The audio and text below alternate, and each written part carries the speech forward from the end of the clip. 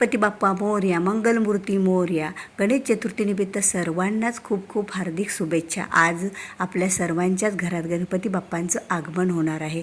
गणपती बाप्पाची स्थापना करताना कोणतीच पूजाविधी माहीत नाही, तर मग सोप्या पद्धतीने अशी करा घरी गणपती बाप्पाची स्थापना.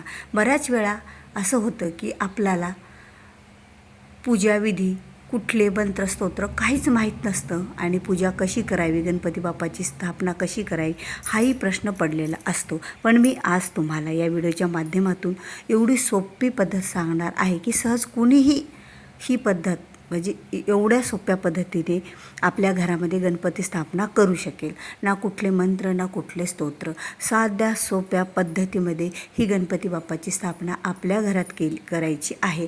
तरीही आपल्याला गणपती बाप्पा अगणित असं पुण्य देतील, त्याचं फळ देतील. कारण गणपती बाप्पा हे बुद्धीचे अधिष्ठान देवता आहेत आणि त्याचबरोबर गणपती बाप्पा सर्व विघ्नहर्ता आहे, सर्व संकटांची नाश करणारी ही देवता आहे आणि सर्व देवांचा आशीर्वाद प्राप्त करून घेतलेली अशी ही देवता आहे. त्यामुळे गणपती बाप्पा सर्वच वरदान हे आपल्याला देऊ शकतात. म्हणून तर घरोघरी हे 11 दिवस म्हणजे भाद्रपद शुक्ल पक्षातील चतुर्थीच्या दिवशी तर अनंत चतुर्दशीपर्यंत भाद्रपद महिन्यातल्या 11 दिवस हे गणपती बाप्पा आपल्या घरात विराजमान असतात. तर मग गणपती बाप्पा विराजमान 11 दिवस आपल्या घरातच राहण्यासाठी गणपती बाप्पाची पूजा, आराधना, सेवा ह्या सोप्या पद्धतीमध्ये कशी करावी तर बघा. गणपती बाप्पाची मूर्ती आपण आपल्या घरामध्ये आणलेली आहे. तर ती मूर्ती आणल्याच्या नंतर तुम्ही ज्या ठिकाणी ती गणपती बाप्पाची मूर्ती मांडणार आहे ती जागा स्वच्छ अगोदर करून घ्यायची. आता एवढं तर आपण करू शकतो. इथे देवाची स्थापना 11 दिवसासाठी करायची, तिथे आपली जागा स्वच्छ असते. तुम्हाला जे काही डेकोरेशन जमेल ते करायचं, नाही केलं तरी काही हरकत नाही. एक चौरंग किंवा पाट टाकायचा, त्यावर हिरवं किंवा लाल वस्त्र टाकायचं आणि त्यावर आपल्याला एक कुंकवाने किंवा तांदळाने स्वास्तिक काढून घ्यायचे. आता स्वास्तिक तर सगळ्यात सोपी आणि त्यावर गणपती बाप्पाची मूर्ती ठेवायची. पुढे एक जोड पान घ्यायचं, आपलं नागविडते, त्यावर सुपारी मांडायची आणि सुपारीची जोड पाण्यावरच्या गणपती बाप्पाची सुपारीची पहिल्या प्रथम पूजा करायची. जो कोणी गणपती बाप्पाची स्थापना आपल्यातलं घरातलं करणार आहे त्यांनी आपल्या कपाळाला अगोदर गंध किंवा हळदी कुंकू, महिला असतील तर त्यांनी हळदी कुंकू लावायचं, पुरुष असतील तर त्यांनी कपाळाला गंध लावायचं. त्यानंतर जोड पानावरच्या गणपती बाप्पाची स्थापना करून घ्यायची आणि तुम्हाला कुठलाच मंत्र जमला नाही तरी ओम गण गणपते नमः एवढं सोपं तर आपण म्हणू शकतो किंवा गणपती बाप्पा मोरया, मंगलमूर्ती मोरया असं म्हणत म्हणत गणपती बाप्पाची पूजा करायची त्या सुपारीच्या.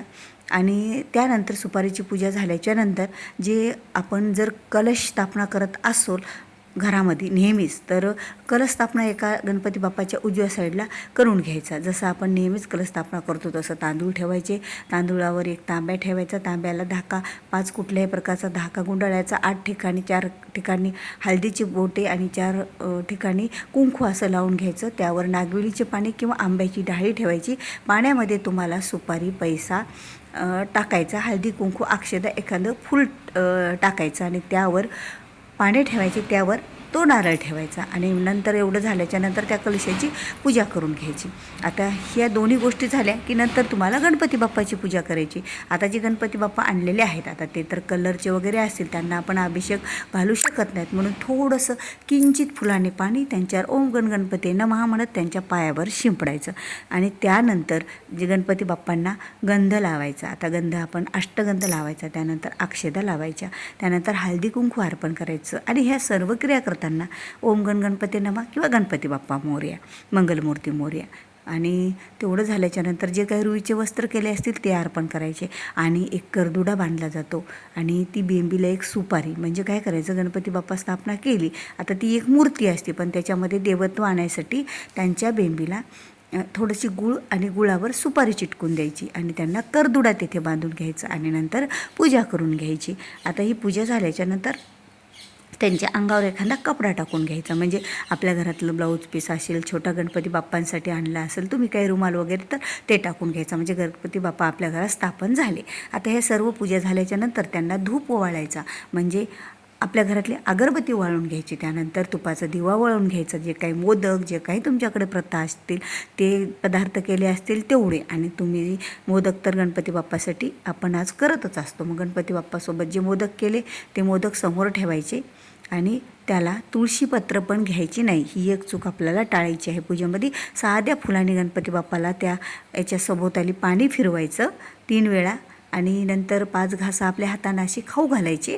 म्हणजे उगाच आपण आता खाऊ घालतो ना लहान मुलांना, तसं खाऊ घातल्यासारखं करायचं आणि नंतर पाणी त्याच्या भोवती फिरवायचं. आणि अशा प्रकारे सोप्या सोपी ही संपूर्ण पूजा झाली. त्यानंतर गणपती बाप्पांची आरती करून घ्यायची आणि सर्वांनी गणपती बाप्पाला नमस्कार करायचा आणि पूजेत काही चूक झाली असेल तर माफी मागायची की हे गणपती बाप्पा, मला काहीही माहीत नव्हतं, माझ्याकडून जर तुमच्या स्थापनेमध्ये काही चूक झाली असेल तर खरंच मला माफ करा.